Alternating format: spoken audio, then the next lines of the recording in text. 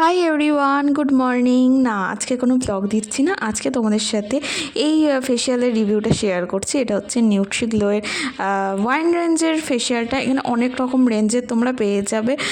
তো আমি ওয়াইনটাই ইউজ করছি এখন। তো 6টা স্টেপ আছে। 6টার মধ্যে হচ্ছে ক্লিনজিং, স্ক্রাবিং, জেল, মাসাজ, তারপর হচ্ছে ফেস মাস্ক, তারপরে লাস্টে হচ্ছে একটা সিরাম। তো ফার্স্টে আমি ভালো করে মুখটা ক্লিন করে নিয়েছি, আর তারপরে ইউজ করছি হচ্ছে ফেস স্ক্রাব কিন্তু ভীষণভাবে দরকার। এক্সফোলিয়েট করে আমাদের স্কিনকে, অ্যান্ড ব্ল্যাক হেডস আর হোয়াইট হেডসের সমস্যা থাকলে সেগুলোকেও কিন্তু রিমুভ করে। তারপরে এই জেলটা ইউজ করছি, এটাও তোমরা খুব ভালোভাবে 5 to 10 মিনিটসের মতোই মাসাজ করবে।